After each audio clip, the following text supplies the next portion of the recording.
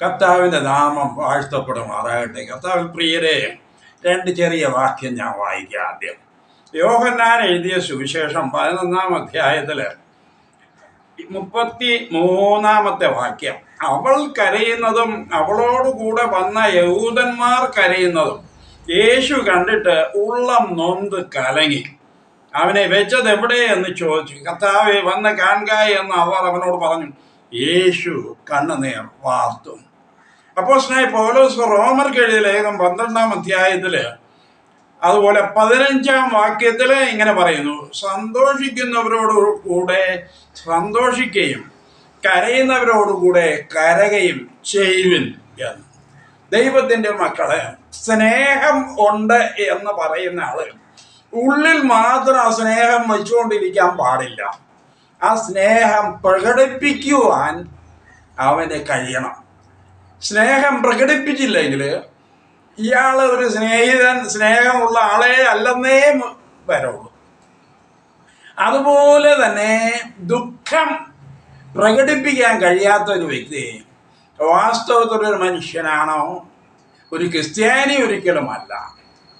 അതായത് സങ്കടമുള്ള ഒരു വ്യക്തിയുടെ മുമ്പാകെ നിൽക്കുമ്പോൾ ആ സങ്കടത്തോട് കൂടെ അലിഞ്ഞു ചേരാൻ ഒരു ദൈവപൈതലിനെ കഴിയണം.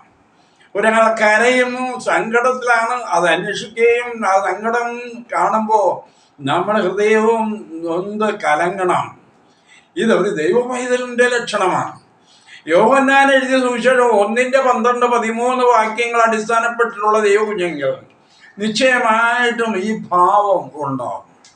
ഇതിന് തടസ്സം എന്താണ്? ഇങ്ങനെ വരാത്തതിന് തടസ്സം എന്താ? അതുപോലെ തന്നെ സന്തോഷകരമായ അനുഭവങ്ങൾ, ഈ കല്യാണം, അതുപോലെ തന്നെ വളരെ സന്തോഷം, ദൈവം തന്നിരിക്കുന്ന നന്മകളൊക്കെ ഓർത്ത് സന്തോഷിക്കുന്ന ആളുകളുടെ കൂടെ, അവരുടെ കൂടെയൊക്കെ നമ്മളും സന്തോഷകരമായി തീരണം. അവർ ചിരിക്കുമ്പോൾ അവരോടൊപ്പം നമ്മളും ചിരിക്കുവാൻ നമുക്ക് ദൈവത്തിൻ്റെ വരം വേണം. അത് ദൈവകൃപ നമുക്ക് തരും. പരിശുദ്ധാത്മാവുള്ള എല്ലാവരുടെയും ജീവിതത്തിൽ ഈ ഭാവം ഉണ്ടാവും.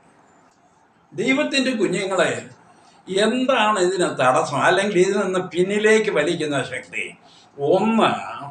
ഒന്ന് അവരുടേതായ മനസ്സ്, അവരുടെ സമയം, അവരുടെ ചിന്ത, മോട്ടീവ്, ഉദ്ദേശങ്ങൾ എല്ലാം തന്നെ മറ്റൊന്നിൽ ഉറച്ചു പോകും. ഒന്നുകിൽ ബിസിനസ് രംഗത്തിൽ നിൽക്കുന്നവർ അതിൻ്റെ മണി മാറ്റത്തിൽ ചിന്തയ, ജോലി, കല്യാണം കഴിച്ചിരിക്കുന്നത് പോലെ ആളുകളുണ്ട്, വർക്കഹോളിക്.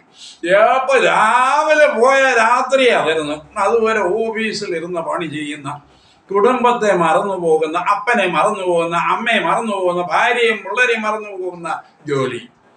അങ്ങനെ വരാൻ പാടില്ല. നമുക്ക് ദൈവത്തിൻ്റെ മക്കളാണെങ്കിൽ നമ്മുടെ ജീവിതത്തിലെ നമ്മൾ ഓരോ സമയവും വീതിച്ചു കൊടുക്കുവാൻ കഴിയണം. അവരുടെ മനസ്സ് വീതിച്ചു കൊടുക്കുവാൻ കഴിയണം. ഭാര്യയ്ക്ക് കൊടുക്കേണ്ടതായ മനസ്സുണ്ട്, കുഞ്ഞുങ്ങൾക്ക് കൊടുക്കേണ്ട മനസ്സ്, അതിങ്ങനെ അത് പ്ലാൻ ചെയ്യണം ഓരോ മനുഷ്യനും. ഭാര്യയായാലും അങ്ങനെ തന്നെ. രണ്ടാമത്തെ പ്രശ്നം അസൂയ. ഒരാൾ സന്തോഷിക്കുകയാണ്, ഒരാൾ ദുഃഖിക്കുകയാണ്. അവര് ആ മനുഷ്യൻ്റെ പ്രതിയോഗിയാണെങ്കിൽ, അല്ലെങ്കിൽ അയാളോട് അസൂയ വന്നിട്ടുണ്ടെങ്കിൽ, അയാൾ ദുഃഖിക്കട്ടെ, അയാളുടെ സന്തോഷത്തിൽ എനിക്ക് പങ്കുകൂടാനൊന്നുമില്ല, അയാൾ എന്താരാ എന്നുള്ള അസൂയ, കുശിമ്പ് ഇതുണ്ടെങ്കിലും ആ വ്യക്തികളോട് സന്തോഷിക്കാൻ കഴിയത്തില്ല, അവരുടെ ദുഃഖങ്ങളിൽ പങ്കുകൂടാനും സാധിക്കത്തില്ല. അതൊരു ദൈവപൈതലിന് നല്ലതല്ല. അസൂയ എല്ലാ പ്രശ്നങ്ങൾക്കും അടിസ്ഥാന കാരണമാണ്. കൊലപാതകം വരെ കൊണ്ടെത്തിക്കുന്ന പക, വെറുപ്പ്, ഇതെല്ലാം ഉണ്ടാക്കുന്നതാണ്. നമ്മൾ മനസ്സിലാകും. അവരവർ തന്നെ കൊല്ലുന്ന ഒരു കാര്യമാണ് അസൂയ. അത് മൂന്നാമതൊരു കാര്യം, നമ്മൾ നല്ല കാര്യങ്ങൾ ചെയ്യുകയാണെങ്കിൽ, നമ്മൾ മറ്റുള്ളവരോടൊപ്പം കരയുകയാണെങ്കിൽ, മറ്റുള്ളവരെ ആശുപത്രി കൊണ്ടുപോകുമ്പോൾ ആ കൂടെ പോവുകയാണ്, അല്ലെങ്കിൽ അവരുടെ സന്തോഷം. ചില ആളുകളുണ്ട് കാഴ്ചക്കാരാ. അവന് അവളോട്ട് അങ്ങനെ വലിയ ബന്ധമാണ്, അയാൾക്ക് അങ്ങനെ നടക്കാം. ഒരുപാട് കാഴ്ചക്കാർ, അവർക്ക് അവരിൽ തന്നെ ഒതുങ്ങി കഴിയുന്ന ആളുകളാണ്. ഒരിക്കലും മറ്റുള്ള ആളുകളുമായിട്ട് സമ്പർക്കമില്ല. അതുകൊണ്ട് മറ്റുള്ളവരെങ്ങനെ നടക്കുമ്പോഴത്തേക്ക് അവരെ പരിഹസിക്കുക അല്ലെങ്കിൽ കളിയാക്കുക, മോശമായി കമൻറ്റ് ചെയ്യുക, അങ്ങനെ അത് കണ്ട് ഞാൻ നിങ്ങളെ പേടിക്കരുത്, നമ്മൾ ലജ്ജിക്കരുത്. നമ്മൾ സങ്കടപ്പെടേണ്ടടുത്ത് സങ്കടപ്പെടണം, ചിരിക്കേണ്ടടുത്ത് നമ്മളും അവരോടൊപ്പം ചിരിക്കണം. ഇതാണ് കൂട്ടായ്മയുടെ മഹത്വം എന്ന്. ക്രിസ്തീയ കൂട്ടായ്മയുടെ മഹത്വം എന്ന് പറഞ്ഞാൽ ഒരുമിച്ച് നിന്ന് പാട്ട് പാടുകയും പ്രാർത്ഥിക്കുകയും ചെയ്യുന്ന മാത്രമല്ല, ഇതും അതിൻ്റെതായ ഒരു അനുഭവമാണ്. ദൈവം ഈ വചനങ്ങളിലൂടെ നമ്മെ അനുഗ്രഹിക്കുമാറാകട്ടെ.